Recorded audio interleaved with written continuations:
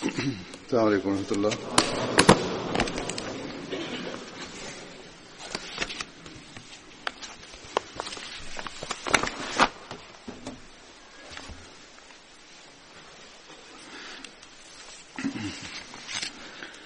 أشهد أن لا إله إلا الله.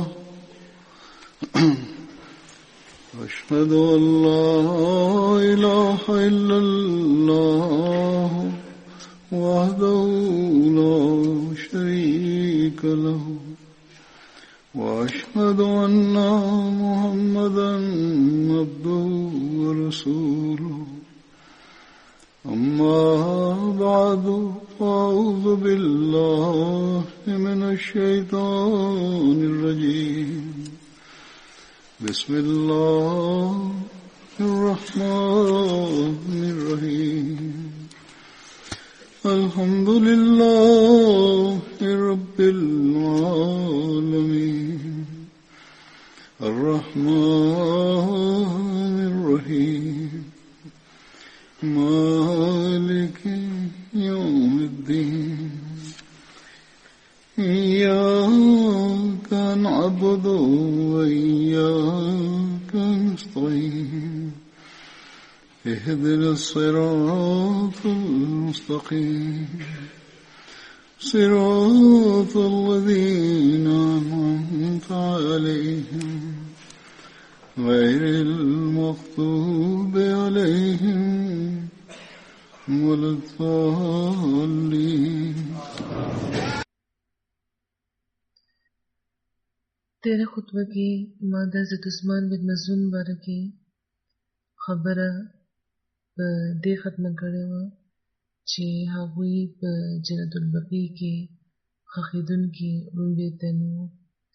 جنت البقیع د بنیاد او د ابتدا باره کې چې کوم تفصیل ملاو شوی دی هغه څه دا شان دی چې د رسول کریم صلی الله علیه وسلم د مدینې ته د راتلو نه پس هلته ډېرې هدیرې وې. د یهودیانو خپله هدیره به وه او د عربو د مختلفو قبیلو به خپله هدیرې وې. مدینه هغه وخت چې په مختلفو علاقو کې تقسیمه وه، نو ځکه هره قبیله به په خپله علاقه په کلاوځي کې به خپل مړي ښخول. هرې قبیلې به په خپله علاقه کې په کلاوځیونو کې خپل مړي ښخول. او د قبا یو بېله هدیره وه چې زیاته مشهوره وه، او هلته نور هم وړې هدیرې وې.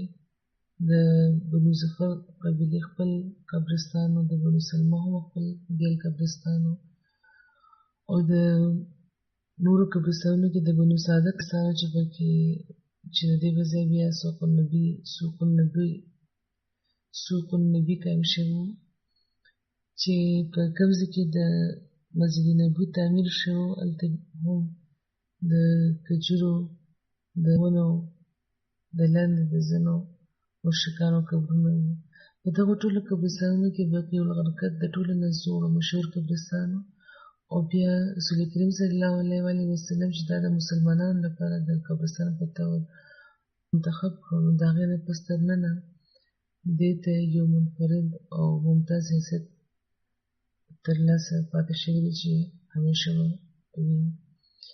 د حضرت عبیدالله بن ابي رافع نه مروي دی چې رسول کریم صلی الله علیه وسلم یو داسې ځای لټولو چېرته چې صرف د مسلمانانو قبرونه وي، او په دغه غرض هغوی مختلف ځایونه هم کتلي وو ورپسې. او دا فخر د بقیع الغرقد په برخه کې لیکلی شوی و. او رسول کریم صلی الله علیه وسلم دا ارشاد فرمایلی وو، رسالت مآب صلی الله علیه وسلم چې ما ته دا حکم شوی دی چې زه دغه ځای یعنې بقیع الغرقد منتخب کړم. او په هغه دور کې به دې ته بقیع الخفابه ویل کېده. او په دې کې بې شمېره د غرقد غرونه وو او بوټي او واښه به وو پکې، ماشي پکې شمېره وو، نور چینجي هم پکې ښه ډېر وو په دې ځای کې. او ماشي به چې کله دلته راتله د دې ځای نه به راوچتېده د هغه ځای د ګند په وجه یا د ځنګل په وجه نو داسې به ښکارېدی لکه د لوګي وریځې دي چې خورې شوي دي. او هلته چې لکه څنګه چې مخکې مې ذکر وشو چې د ټولو نه مخکې څوک ښخ شوي وو هغه حضرت عثمان بن مظعون و او رسول کریم صلی الله علیه وسلم د دوی د قبر سر یو کاڼی د نشانیان په تور ایښی و او دا یې فرمایلي وو چې دا زموږ پیشرو دی. او دې نه پس به چې څوک هم چې به مړ کېده نو رسول کریم صلی الله علیه وسلم نه به چې خلکو دا تپوس کول چې دوی چېرته ښخ کړو نو رسول کریم صلی الله علیه وسلم به فرمایل چې زموږ پیشرو عثمان بن مظعون سره جوخت. بقیع په عربی کې داسې ځای ته ویل کېږي چېرته چې ونې ډېرې زیاتې وي او په مدینې کې دا مقام د بقیع الغرقد په نامه پېژندل کېده ځکه چې دلته د غرقد ونې ډېرې زیاتې وي. او دې نه علاوه دلته نور هم بوټي وو صحرایي او واښه او بوټي خضرو ډېر زیات دلته ځکه هم دلته جنت البقیع ویل کېږي. د جنت د لفظ مطلب په عربی کې یو دی باغ یا فردوس. دا ځای زیاتره د په اجمي ظاهرینو کې د جنت البقیع په نامه پېژندل کېږي. عبدالحمید قادري صاحب دې هغوی دا تفصیل لیکلی دی او بیا لیکي چې موږ ته دا نه دي هېرول پکار چې عرب عموما خپلو مقبرو او قبرستانونو ته ملت وایي د عرب خلک او د دوی د دې یوه نامه مقابر البقیع هم ده چې په عربیانو کې زیات مشهوره نامه ده او چې کوم لرې د صحرا د اوسېدونکي خلک وو د کلونکي وایي کې دا نامه زیاته مشهوره ده. حضرت سالم بن عبدالله د خپل پلار نه دا روایت کوي چې کله به څوک وفات شو نو رسول کریم صلی الله علیه وسلم به فرمایل چې دا زموږ چې کوم مخکې شوي دي بندګان هغوی ته ولېږئ. عثمان بن مظعون زما د امت څومره ښه پیشرو و. او حضرت ابن عباس نه دا روایت دی چې کله حضرت عثمان وفات شو رسول کریم صلی الله علیه وسلم د هغې مړي له راغله 3 ځل پرې ټیټ شو او سر یې اوچت کړ بیا په اوچت آواز وفرمیل چې یا ابو صاحبه خدای پاک دې تا سره درګذر وکړي ته دنیا نه په دغه حال کې لاړې چې د دنیا د یو څیز نه ته آلوده نه وې. حضرت عایشه بیانوي چې رسول کریم صلی الله علیه وسلم د حضرت عثمان بن مظعون مړی ښکل کړو او هغوی ژړل او د هغوی دواړو سره اوښکې وې. حضرت عایشه بیانوي چې رسول کریم صلی الله علیه وسلم د حضرت عثمان د وفات نه پس د هغوی ښکل کړی و او چې ما ولیده چې د رسول کریم صلی الله علیه وسلم اوښکې د حضرت عثمان په مخ بیا دی یعنې دومره زیاتې اوښکې وې چې هغه اوښکې د هغوی د حضرت عثمان په مخ باندې پرېوتې وې. او چې کله د رسول کریم صلی الله علیه وسلم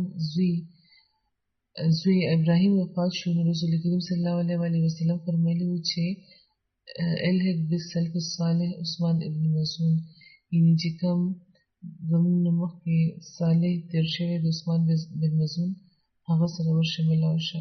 د حضرت عثمان بن عفان نه دا روایت دی چې رسول کریم صلی الله علیه وسلم د حضرت عثمان بن مظعون د جنازه ویلې وه او پکې 4 تکبیرونه یې ویلي وو. ځینې وخت خلک وایي چې د 3 نه زیات نشي کېدی نو 4 تکبیرونه هم کېدی شي.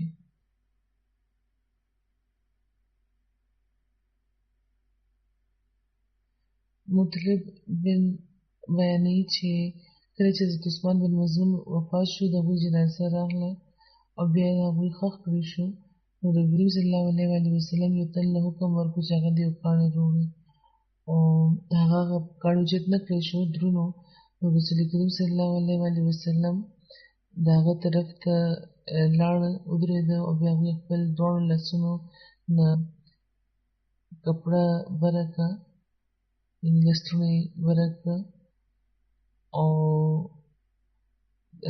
کوم ته چې دا واقع بیانوي مطلب هغه دا وایي چې ما ته دا خبره داسې یاده ده لکه چې اوس ما ته د رسول کریم صلی الله علیه وسلم د دواړو لاسونو هغه سپینوالی ښکاري لګیا دی. دا واقع ما ته ډېره ښه یاده ده چې ډېر ښکلي لاسونه یې وو او د هغې سپینوالي اوس ما ته ښکاري لګیا دی چې کله هغوی لستوڼي بره کړي وو او بیا هغوی هغه کاڼي اوچت کړو او د حضرت عثمان بن مظعون سر ته یې کېښودو او دا یې فرمایلي چې زه به د دغه نښې په ذریعه د خپل د ورور دا قبر پېژنم او زما په خاندان کې چې څوک وفات شي نو هغه دلته دې سره جوخت ښخوم. دا د سنن ابي داود حواله ده. حضرت مرزا بشیر احمد چې د حضرت عثمان بن مظعون د وفات باره کې چې کوم تفصیل بیان کړی دی نو هغې کې ضرور چې یو څو خبرې به وړاندې کړم.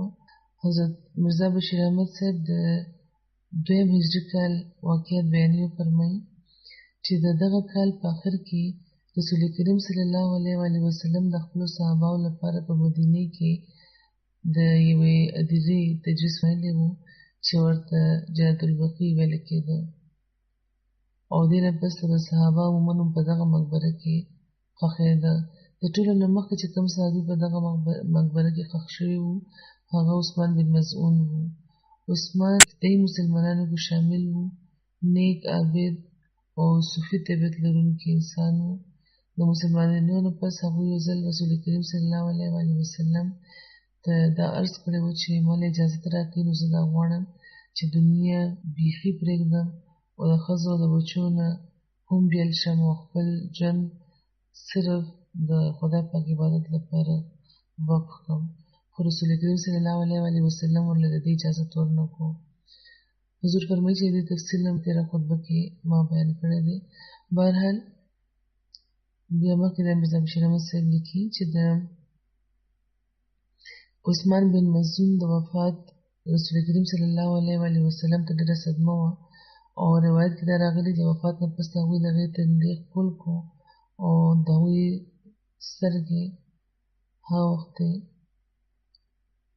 لوندې وې او د دوی چې دوی کله ښخ کړی شو نو د هغې نه پس رسول کریم صلی الله علیه وسلم د دوی د قبر د سهارې په طور د یو کاڼي د علامت په طور هلته نصب کړی و او کله کله به چې هغوی جنت البقیع ته لاړل نو هغوی لپاره به دعا ضرور فرمایله. عثمان هغه وړومبي مهاجر چې په مدینه کې وفات شوي وو. د حضرت عثمان بن مظعون په وفات باندې د هغوی اهلیه مرثیه لیکلې وه او هغه دا وه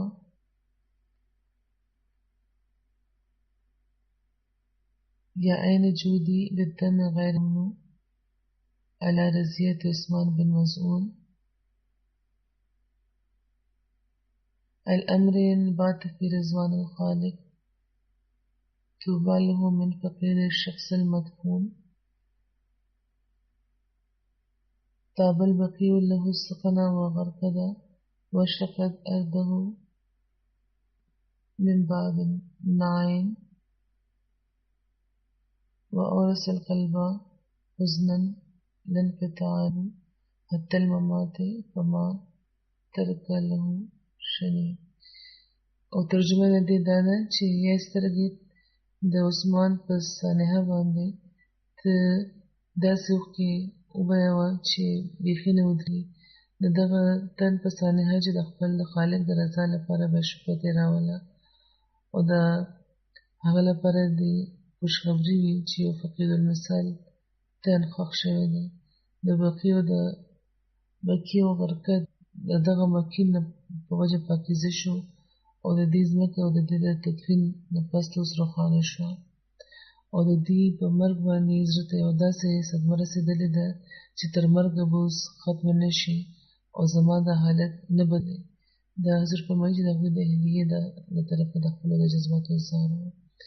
حضرت امیله چې په انصاري ښځو کې یوه ښځه وه او د رسول کریم صلی الله علیه وسلم بیعت هغوی کړی و. هغوی دا وی چې کله د انصارو د مهاجرینو د اوسېدو لپاره قرعه اچوله شوې وه نو حضرت عثمان بن مظعون د ایسارېدو قرعه د کوم ځای کې به ایسارېږي دا زموږ په نامه راوتې وه چې موږ کره به ایسارېږو. حضرت الله وی چې حضرت عثمان بن مظعون موږ کره وو یا هغوی بیمار شو موږ د هغوی خدمت هم کړی و چې کله هغوی وفات شو نو د هغوی په جامو کې موږ هغه ښخ کړی د هغوی ته کفن هم د هغوی د خپلو جامو اچولی شوی و. نو نبي کریم صلی الله علیه وسلم موږ له راغی وایي ما وویل حضرت الله وایي چې ما وویل چې ابو صاحب په تا باندې د خدای پاک رحمت وي. دا ابو صاحب د هغوی په نیت و د حضرت عثمان بن مظعون نو د رسول کریم صلی الله علیه وسلم د هغې په مخکې ما دا الفاظ وویل چې د خدای پاک رحمت دی په تا ابو صاحب. زما شاعري ستا باره کې همدا دی چې خدای پاک ضرور تا له عزت بخښلی دی. نو دا الفاظ چې هغوی وویل چې زه شهادت ورکوم او ګواهي ورکوم، نو نبي کریم صلی الله علیه وسلم چې دا خبره واورېده نو تپوس یې ترې وکړ چې تا ته څنګه معلومه شو چې خدای پاک ضرور دې عزت ورکړی دی. نو ما ورته چې یا رسول الله زما مور پلار د تاسو نه زار شي، زه نه یم خبر، خو بهرحال دا زما جذباتو نو ما اظهار وکړو. رسول کریم صلی الله علیه وسلم وفرمایل چې تر څو چې د عثمان تعلق دی نو هغه اوس وفات شوی دی او زه د هغه لپاره هم د بهترۍ امید لرم، همدا امید لرم چې خدای پاک به ضرور دې له عزت بخښي. خو قسم مې دی په خدای چې دې نه خو زه هم نه یم خبر چې عثمان سره به کېږي څه. دعا ضرور ده، خو دا نشم ویلی چې ضرور یې ورله عزت بخښلی دی، حالانکې زه د خدای رسول یم. نو حضرت عمر الله چې دا واورېده نو دا وایي چې قسم مې دی په خدای چې بیا به زه دې نه پس هېڅوک نه ګرځوم او داسې قسم الفاظ بیا نه وایم چې ضرور بخښلی شوی دی. او دغه خبرې باندې زه بیا غمجنه شم. دوی دا وایي چې بیا زه ویده شوم په دغه غم کې تعلق و، ما خاص جذبات مو وایي چې زه ویده شوم نو شپې مې په خوب کې حضرت عثمان ما ته په خوب کې د حضرت عثمان یوه چینه وښودلی شوه چې باید د اوبو یوه چینه وه چې باید او دا وښیلی شو راته چې دا د حضرت عثمان چینه ده. دا خوب لیدو نه بس ما زه رسول کریم صلی الله علیه وسلم نه راغلم او ما ورته دا وویل چې داسې خوب ما لیدلی دی. نو هغوی وفرمیل چې دا د هغه عمل و، دا د هغه عملونه وو. دا چینه چې کومه تا ولیده چې بهیږي او خدای پاک تا ته ښودلی ده نو هغه اوس په جنت کې ده او دا عملونه دي د هغه چې د چینې په صورت کې هلته بهیږي لګیا دی. نو دا هم د رسول کریم صلی الله علیه وسلم د تربیت یوه طریقه وه چې دونه په وثوق د خدای پاک غنې باره کې ګواهي مو ورکوئ. خو چې په خوب کې د حضرت عثمان بن مظعون اعلی عمل د یوې چینې په صورت کې حضرت الله ته وښودلی شو، نو بیا رسول کریم صلی الله علیه وسلم د دې تصدیق وفرمایلو.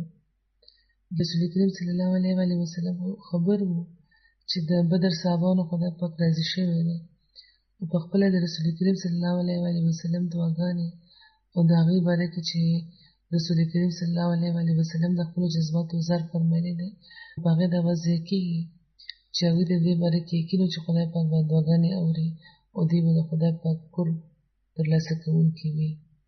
خو بیا هم هغوی دا وي چې تاسو دا ګواهي نشئ ورکولی چا باره کې.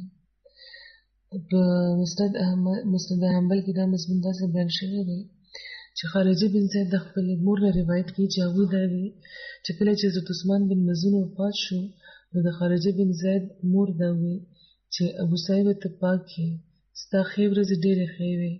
نبي صلی الله علیه وسلم دا واورېده او دا یې وفرمایل چې دا څوک دی؟ نو هغه وویل چې زه. نو رسول کریم صلی الله علیه وسلم وی چې تا ته دا څیز څه وی؟ نو ما ورته عرض وکړ چې په کومه وجه ته داسې خبره کوې؟ نو ما ورته عرض وکړ چې یا رسول الله عثمان بن مظعون د هغه عمل او د هغه عبادتونه داسې وو چې دا څیزونه ظاهروي ما ته چې خدای پاک به ضرور هغې سره د مغفرت سلوک کړی وي، بخښلی به یې وي. رسول کریم صلی الله علیه وسلم وفرمیل چې په عثمان بن مظعون کې موږ د ښېګړې نه بغیر بل څه نه دي لیدلي. یقینا عثمان بن مظعون داسې تن و چې د ښېګړې نه بغیر ما پکې بل څه نه دي لیدلي. ورسره دا هم وفرمیل چې ګورې دا یاد لري چې زه د خدای رسول یم، خو قسم مې دی په خدای چې زه هم دې نه خبر نه یم چې ما سره به څه کېږي. رسول کریم صلی الله علیه وسلم نه زیات خو خدای پاک دی څوک کمجوخت نه دی، نه یې څوک خوښ دی. هغوی د خدای پاک حبیب دي، خو د خدای پاک د بېنیازۍ او د هغه د ویرې او د خشیت دا حال و چې خپل باره کې به هغوی دا نه فرمایل. خپل باره کې به هغوی دا فرمایل چې زه نه یم خبر چې ما سره به څه کېږي. نو موږ لپاره دا څومره د ویرې مقام دی، څومره موږ ته فکر پکار دی چې نیک عمل دې کوو، د خدای پاک د عبادت طرف ته دې پام وکړو او دې چې او دې نه باوجود په دې باندې بیا فخر ونه کړو بلکې په عاجزۍ کې دې بیا نور هم زیات شو او همیشه د خدای پاک نه د هغه رحم او د هغه د فضل خیر د غواړو چې هغه دې په خپل رحم او په خپل فضل زموږ وبخښي. د مسند احمد بن حنبل یو بل روایت کې لیکلي دي چې حضرت معلا وایي چې موږ کره عثمان بن مظعون و چې بیمار شو او موږ د هغوی تیمارداري وکړه او تر هغې چې کله تر دې چې هغوی وفات شو او بیا موږ د هغوی په جامو کې هغوی ونغوښتل او رسول کریم صلی الله علیه وسلم بیا موږ سره تشریف راوړو او ما دا وایي چې یا ابو صاحبه د خدای پاک رحمت دې په تا وي. دا زما تاسو مې دا ګواهي ده چې خدای پاک ستاسو اکرام کړی دی، عزت او احترام یې کړی دی.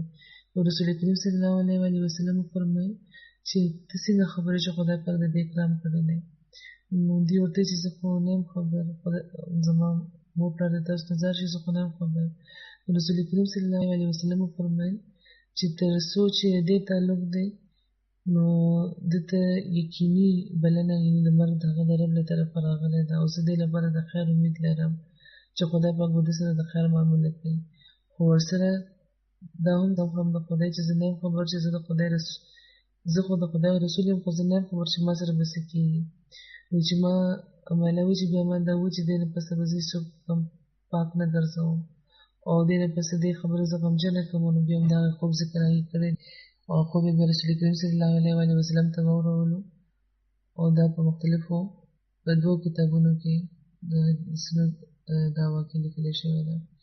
خدای پاک د دوی درجې اوچتې کړي دي. د رسول کریم صلی الله علیه وسلم ګانې هم دي، نو همیشه دې نور هم اوچت کړي د دې درجات او دا نیکې نمونې دي موږ په ځان کې د هم قایم کړو.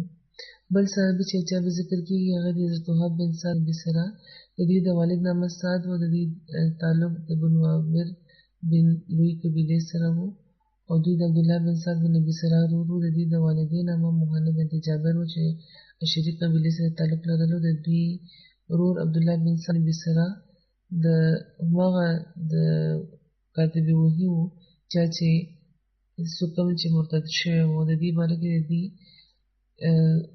د دې د رور باره کې د حضرت مسلم د دې واقعي تفصیل داسې بیان کړی دی چې د رسول کریم صلی الله علیه وسلم د وحي یو کاتب و چې نامه عبدالله بن بصره وه او سیرت الحلبیه کې لیکلي دي چې دا د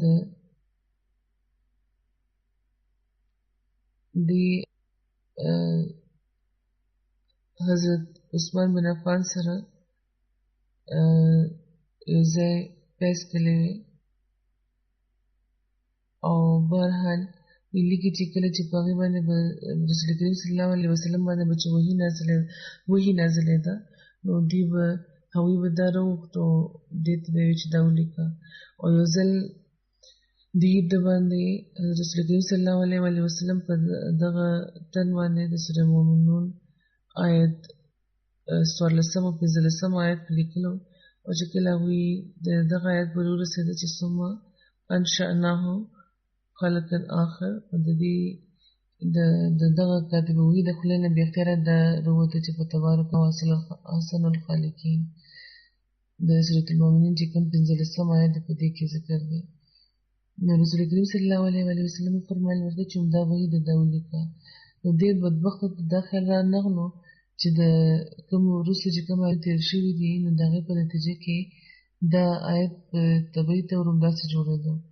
نو هغې دا وګڼل چې دا زما د خولې نه د آیت راووتو. رسول کریم صلی الله علیه وسلم دې ته وحي وویله او داسې لکه دې دا نعوذ بالله ټول قرآن په خپله جوړې لګیا دي. نو هغه بیا مرتد شو او مکې ته لاړ او د فتح مکه په موقع چې د کومو خلکو د وژلو حکم رسول کریم صلی الله علیه وسلم ورکړی و په هغوی کې عبدالله بن بصره هم و.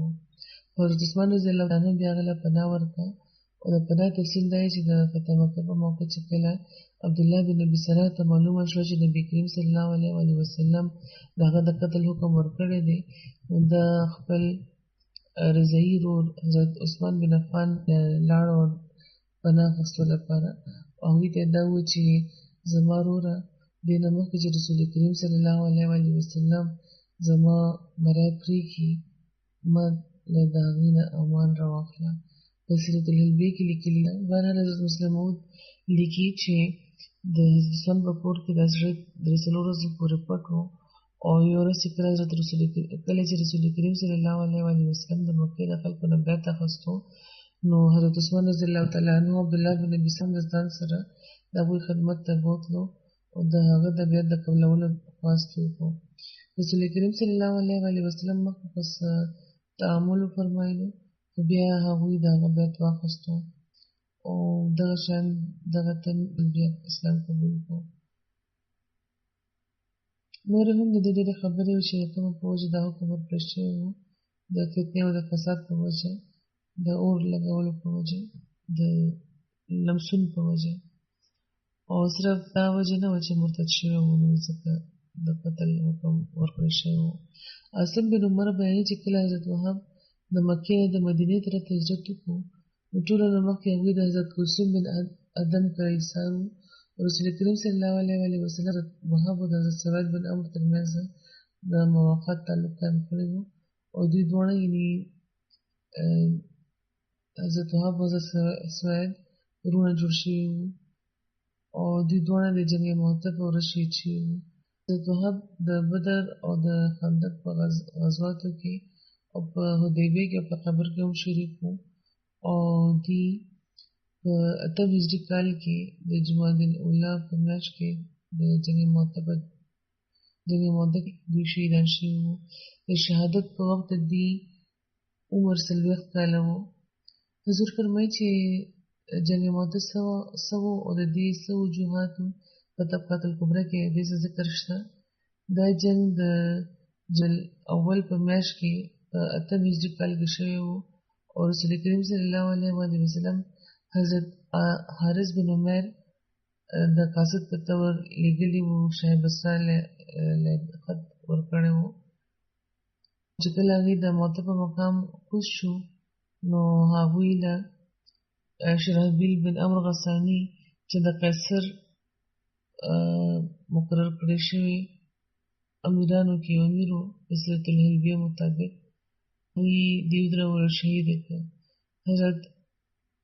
د حضرت حارث بن عمر نه علاوه د رسول کریم صلی الله علیه وسلم بل یو قاصد هم نور شهید کړی شوی. کله چې رسول کریم صلی الله علیه وسلم ته دغه واقعې طلع ورسېده، نو هغوی په دې باندې ډېر زیات خفه شو، ډېر زیات افسوس هغوی ته وشو. هغوی خلک د جنګ لپاره راغونډ کړل او د هغوی شمېر 3 زره و. رسول کریم صلی الله علیه وسلم وفرمایل چې دوی ټولو امیر به حضرت زید بن حارثه وي، او یو سپین جنډه یې تیاره کړه. حضرت زید له یې ورکړو، دا نصیحت یې وکړ چې حضرت حارث بن عمر چې چېرته شهید کړی شوي دي هلته ورسئ او خلکو له د اسلام دعوت ورکړي، او که هغوی قبول کړي نو ټیک ده، او که قبول یې نه کړي نو بیا د هغې خلاف خدای پاک نه مدد وغواړي او هغوی سره جنګ وکړي. نو حضرت وهب هم په دغه جنګ کې شامل و. د حضرت عبدالله بن عمر نه روایت دی، د دې نور تفصیل هغوی حضور فرمایي چې بیان به کوم د جنګ چې رسول کریم صلی الله علیه وسلم د موته سریې لپاره حضرت زید بن حارثه امیر وکړی وو. بیا رسول کریم صلی الله علیه وسلم وفرمایل چې که زید شهید شي نو جعفر به امیر وي، او که جعفر هم شهید شي نو عبدالله بن رواحه به ستاسو امیر وي. دغه لښکر ته جیش عمره هم ویل کېږي. یو یهودي چې جخت و، د دې په تفصیل کې حضرت مسلم موعود همدومره لیکلي دي، او یو روایت کې دا راغلی چې هلته جفت یو یهودي هم ناست وه. نو هغه چې کله د رسول کریم صلی الله علیه وسلم خبره واورېده، نو حضرت زید له راغلو او دا یې وویل چې که رسول کریم صلی الله علیه وسلم رښتونی دي، نو تاسو دریو کې به یو هم ژوندی بچ واپس را نه شي. نو په دې حضرت زید وویل چې زه به ځکه ژوندی راشم او که را نه شم، خو دا بهرحال رښتیا خبره ده چې رسول کریم صلی الله علیه وسلم رښتونی نبي او رسول دی. د دغه جنګ د حالاتو خبر رسول کریم صلی الله علیه وسلم ته د خدای پاک له طرفه رارسېدلی و. دې باره کې یو روایت دی چې حضرت انس بن بیانوي چې رسول کریم صلی الله علیه وسلم فرمایلي چې زید هغه جنډه واخیسته او هغه شهید شو.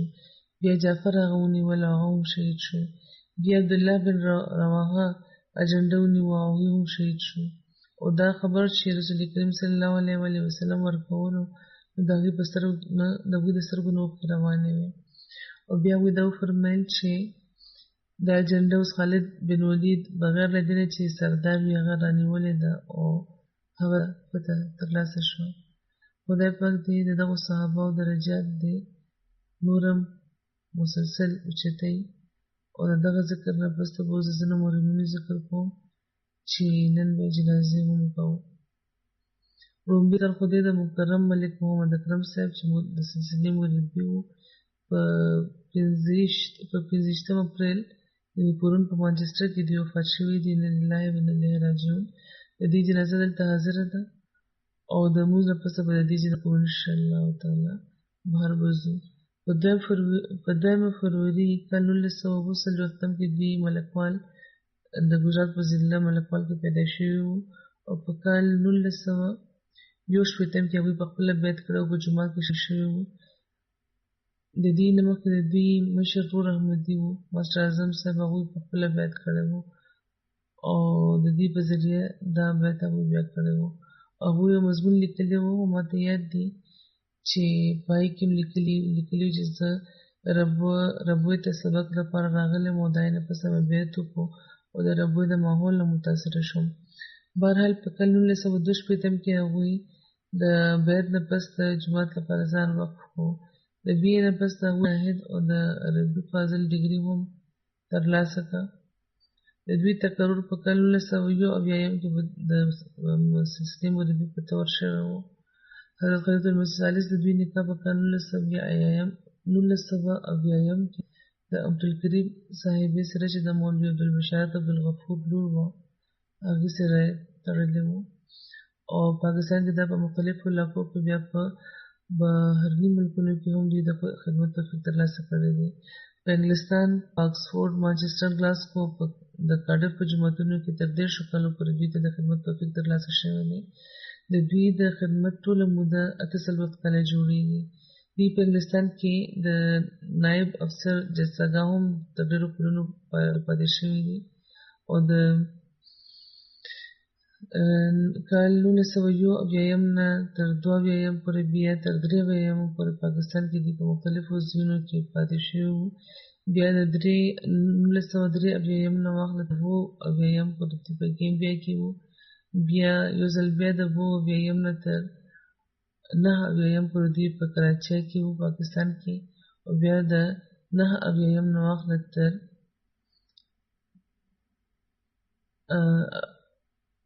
1980 پورې دوی په ربوی کې په مرکز کې وکالت تبشیر کې وو.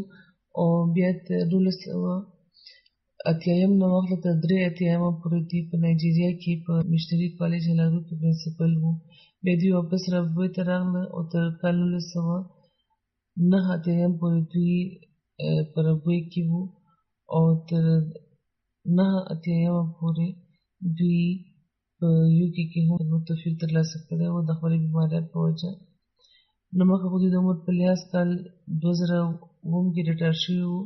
په فروری کال 2007 کې دوی یو ځل بیا کار شروع کړو او بیا تر 2018 پورې دوی ته توفیق ملاو شوی د خدمت. او تېرو ورځو کې د بیمارۍ په وجه خو بیا وقف زندګي خو وقف وي، خو بهرحال دوی څه متحرک خدمت نشو کولی او دغه شان دوی ریټایر شو. خو موږ دا ویلی شو چې په یو څو میاشتو کې دوی بغیر د باقاعده خدمت چې کومه ګزاري وي د هغې نه بغیر دوی خدمت کولو او دوی خپل ژوند قربان کړی دی.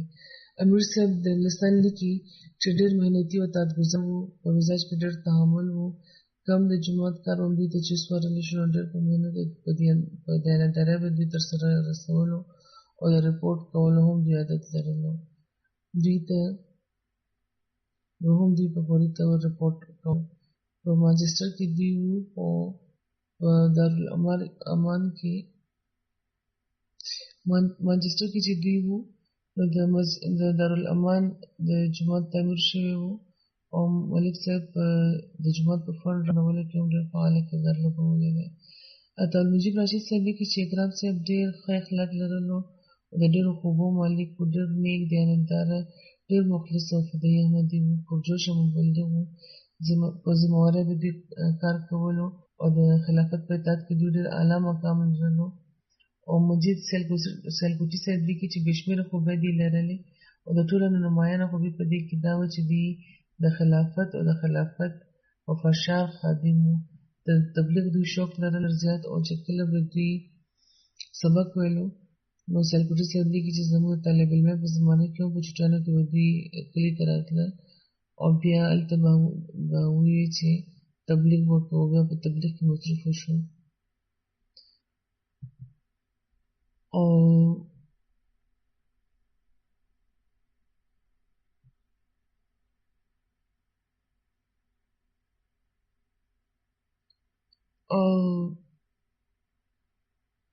به دوی په تبلیغ کې مصروف شو او د خدامو د انصارو په وخت کې به چې دوی خدمت کولو نو چې کومې چوټیانې به دوی ته کېدې نو هغه دوی وقف کړی وې او همیشه ډېر په اطاعت دوی ژوند تېر کړی. د اسلام خالد صاحب چې پرایویټ لیکچر دی په لندن کې، هغوی دا وایي چې دا وروسته بیا زموږ خپلوان هم شو د دوی د خپل واده په وجه د سرګنۍ تعلق دوی سره. او دوی لیکي چې چېرته چېرته د دوی تقرري شیشه وه نو ډېر په مینه به دوی د جومات د خلکو به کتل او په بیمارۍ کې چې چېرته چېرته دوی خدمت کړی دی. په خاص طور مانچسټر خلک دوی ډېر په مینه یادوي. د جومات د ماشومانو او د زلمو سره دوی ډېر د مینې تعلق و. او یو مثال دوی ورکوي چې خلک ځانته وایي چې هغه ماشومان چې اوس لوی شوي دي، ودونه یې شوي دي، نو هغې کې یو ماشوم و چې د واده نه پسې چې کله یې وړومبی ماشوم وشو نو د شپې 2:30-3 بجې وې چې ما ته فون وکړو چې مولوي صاحب زما زوی شوی دی.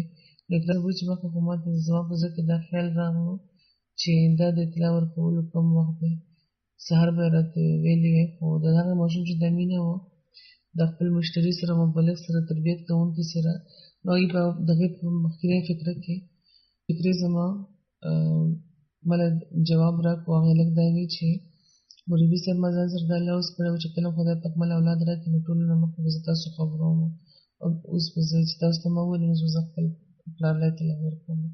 نو دا مینه وه د دوی سره د جومات د خلکو. خدای پاک د دې درجې نور هم اوچتې کړي، مغفرت دې فرمایي، د دې نوایي کېدلو دې صبر او حوصله ورکړي. نو د دې جنازه خو حاضره ده او مونځ نه پسې به انشاءالله بهر زموږ کوو. دویمه جنازه غایبه ده چې د چودھری عبدالشکور صاحب دی چې د سلسلې مبلغ و. دوی د چودھری عبدالعزیز صاحب سیالکوټي زوی و. په 12 اپریل دوی وفات شوي دي. انا لله و انا الیه راجعون. دوی په 10 نومبر کال 1915 پیدایشي احمدي و. د دوی نیکه په کال 1901 کې بیعت کړی و او مکرم عبدالشکور صاحب اف یې کړی و، بیا شهاد یې کړی و، مولوي فاضل یې کړی و. په جون کال 1956 کې دوی ژوند وقف کړی و. دې نه مخکې دوی په ریلوے ډویژن کې د ټایپسټ کلرک په طور کار کولو او په کال 1962 کې دوی د مولوي فاضل امتحان پاس کړی و. 1963 کې دوی د جامعه مدینه د شاهد امتحان پاس کړی و. په جولای کال 1963 کې د دوی تقرر په وکالت مال ثاني کې شوی و. بیا په دربۍ په مختلفو دفترونو کې دوی خدمت ترسره کړی دی. او په کال 1964 کې د دوی د اسلام د تبلیغ لپاره سیرالین ته لېږلی شوي وو. تر نومبر کال 1968 پورې دوی د خدمت توفیق ترلاسه کړی دی. د کال 1980 نه واخله تر 83 پورې دوی په غانا کې وو. په 85 نه تر 88 پورې په ګیمبي کې وو. په فروری کال 1988 نه تر اپریل 1988 پورې دوی په لایبیریا کې خدمت کړی دی. او په دغه ملکونو کې دوی د امیر او د مشري انچارج په طور د خدمت توفیق ترلاسه کړی دی. په کال 1990 کې د دوی تقرر د نایب وکیل تبشیر په طور شوی و.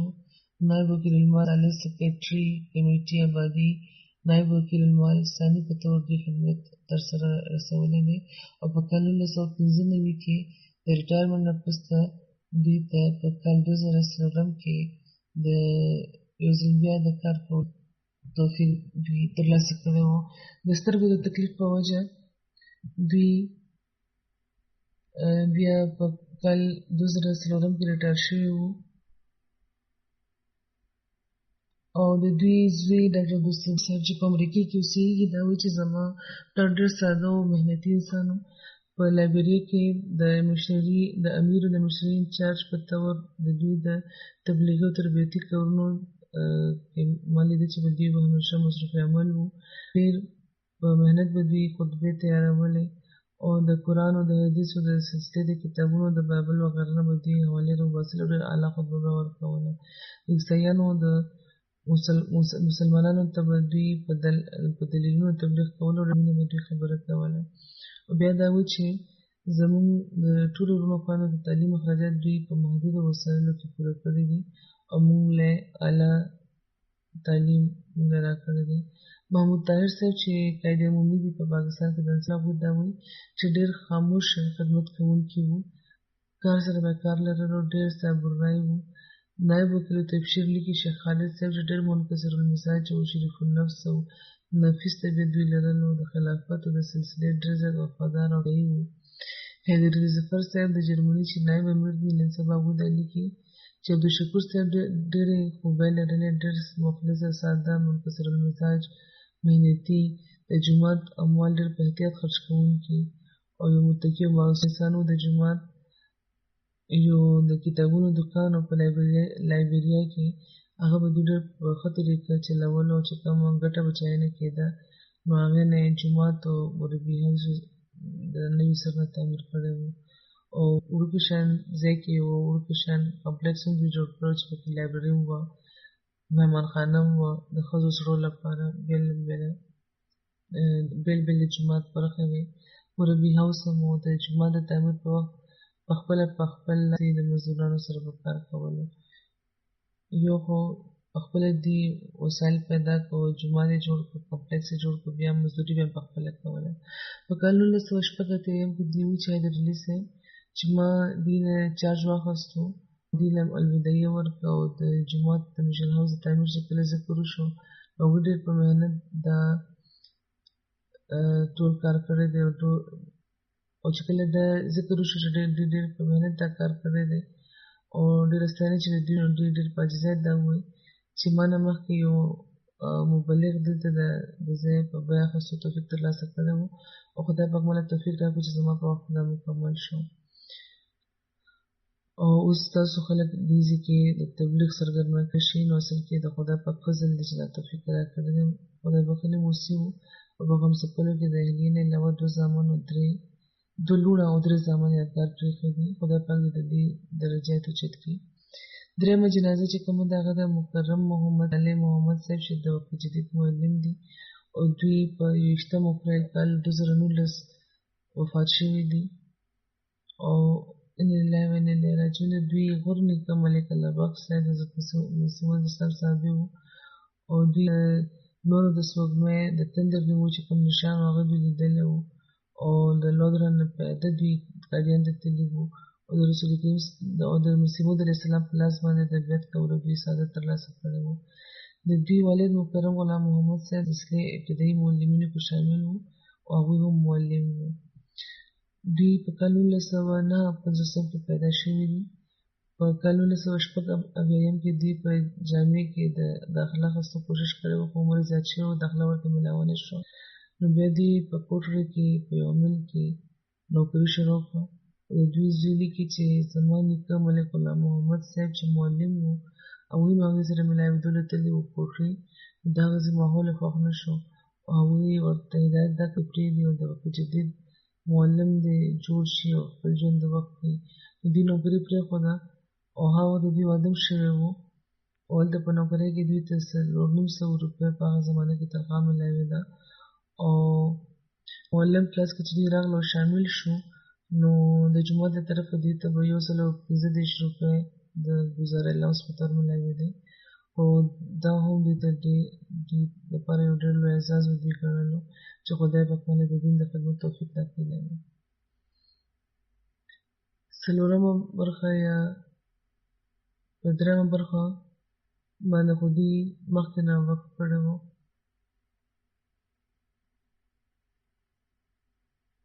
په څلورمه برخه داسې وګڼئ چې په درېیمه برخه خو دوی وقف شروع کړی و، مخکې دوی دنیا ګټله.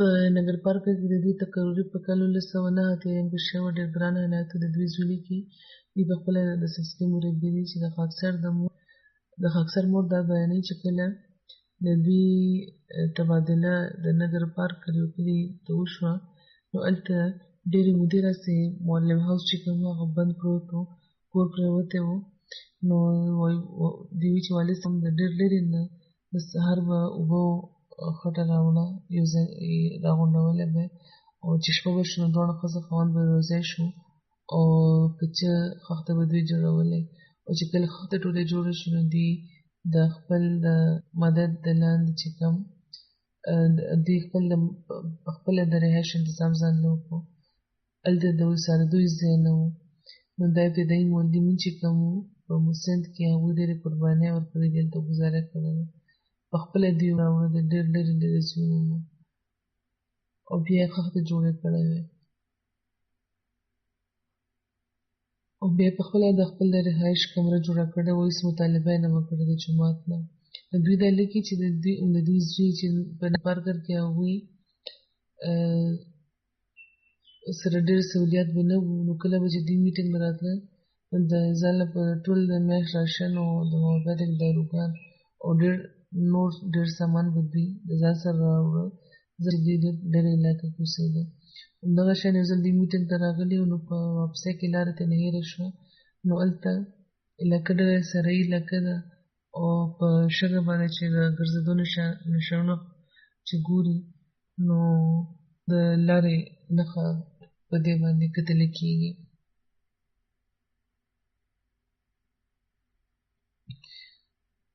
نو دوی د اسلام نښانو نه پېژندلی شو او لاره ترې هېره شوه او بیا دوی به هم ختمه شوې ګرځېره وه په سند کې نو د تندې او د ستومانۍ د لاسه آخر دوی بېهوشه شو پرېوتو نو هلته نه بیا دوه کسان په اوښ تېرېده نو هغوی وکتل چې څوک دی چې په شګه پروت دی او چې جوخت ورله راغله نو دا خبر شو چې دا خو ډاکټر دی ځکه چې په نګر پارک کې به دوی هومیوپیتیک داروګان ورکول نو ځکه ورته ډاکټر صاحب به دوی ویلې کې د ډاکټر صاحب په نامه دوی مشهور شوي وو دا دوه کسان چې کوم دا د دې مریضان وو هغوی وپېژنده او اوبه یې ورله ورکړې او بیا ځان سره کلي ته راوسته او بیا دوی شپه تېره کړه او بله ورځ بیا سینټر کې دوی پرېښوده دوی لیکي چې خپل حالات ته به دوی د مونځ تلقین کول او ډېرې باقاعدګۍ سره به دوی تهجد کول او چې په کومه ورځ وفات شوي دي هغه ورځ هم دوی تهجد کړی و او مور یې هم راپاڅولې وه ډېر خوش اخلاقه وو خلکو سره به دوی مینه کوله او که چا به ورسره بد سلوک هم کوله نو همیشه به دوی په صبر کولو او جواب به یې نه ورکولو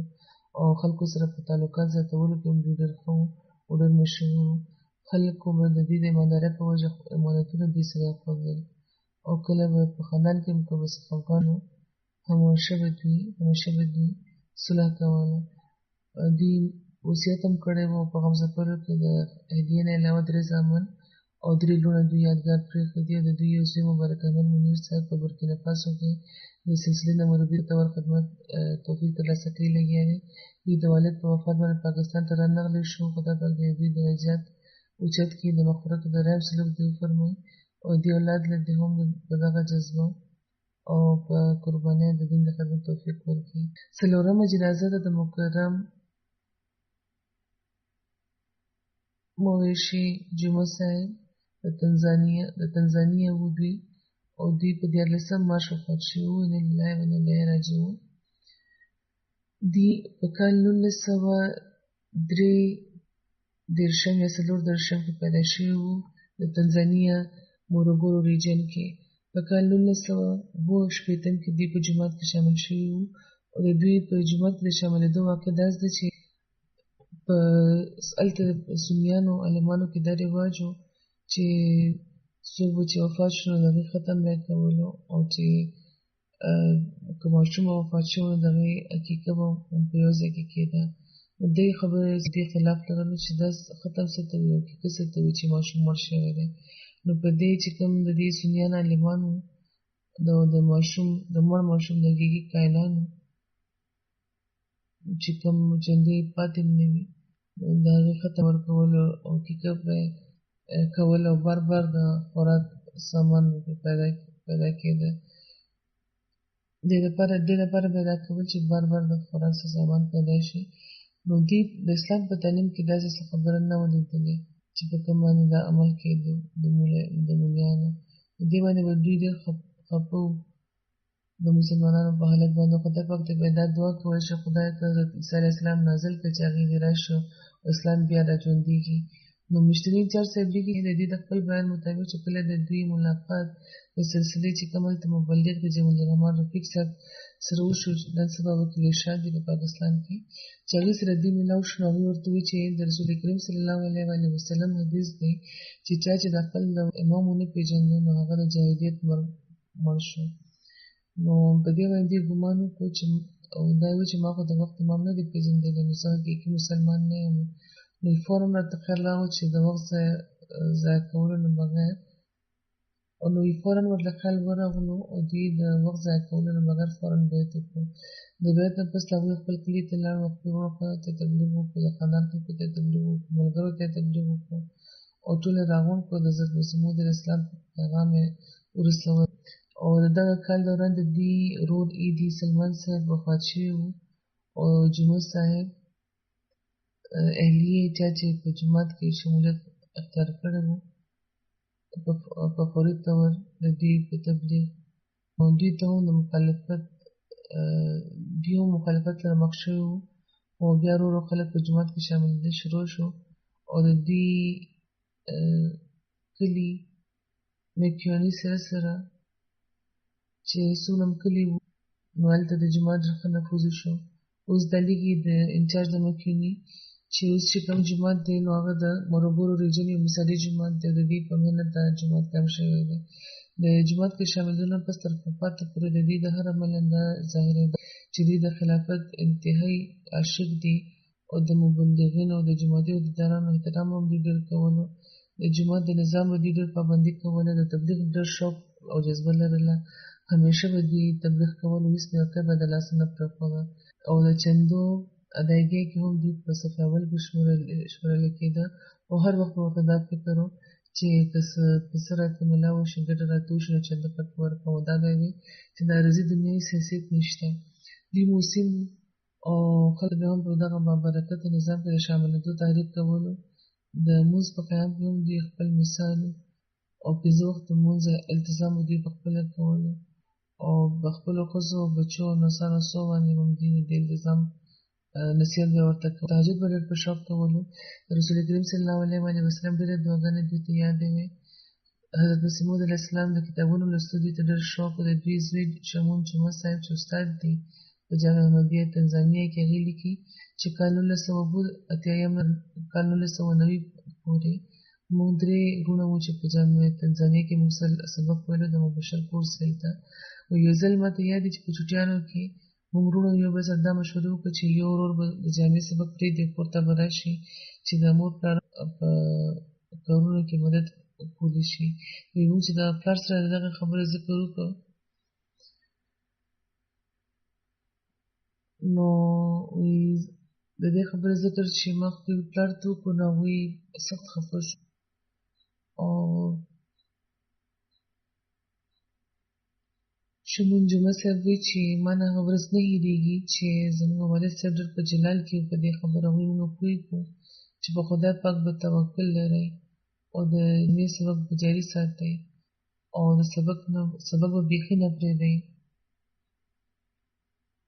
نو د جومات د خدمت یو روح پوکلی و دوی په خپلو درواغو بچو کې. خدای پاک دې دوی سره د رحمت او د مغفرت سلوک وفرمایي. درجات دې ورلوچت کړي او د دوی نسل له د رښتونې خادم دین او د اسلام خادمان دې جوړ کړي. لکه څنګه ما وویل چې د لمونځ نه پس به د دوی ټولو جنازې کوو. یوه جنازه حاضر ده د ملک اکرم صاحب، هغه به زه بهر ځم او کوم به او ملګري به همدلته ناست وي په جومات کې دننه به د جنازې لمونځ کې به شاملېږي.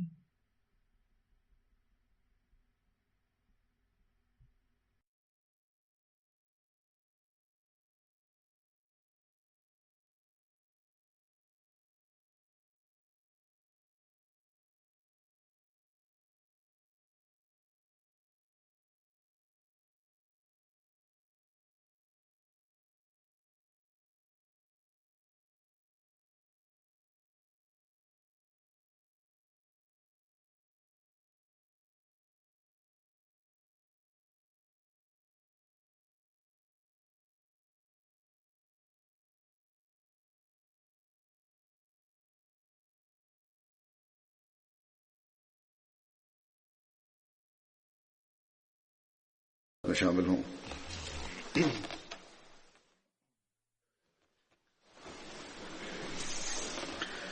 अल्हम्दुलिल्लाह नहमदुहु व नस्तईनुहु व नस्तगफिरुहु व नु'मिनु बिही व नतवक्कलु अलैहि व नऊज़ु बिल्लाहि मिन शुरूरि अनफुसिना व मिन सय्यिआति अअमालिना मन यहदिहिल्लाहु फला मुदिल्ल लहु व मन युद्लिल फला हादिय लहु व नशहदु अन ला इलाहा इल्लल्लाह व नशहदु अन्ना मुहम्मदन अब्दुहु व रसूलुहु इबादल्लाहि रहिमकुमुल्लाह इन्न अल्लाह यामुरु बिल अदलि वल इहसानि व ईताइ ज़िल क़ुर्बा व यन्हा अनिल फ़हशाइ वल मुनकरि वल बग़य यइज़ुकुम लअल्लकुम तज़क्करून उज़्कुरुल्लाह यज़्कुरकुम वदऊहु यस्तजिब लकुम वलज़िक्रुल्लाहि अकबर।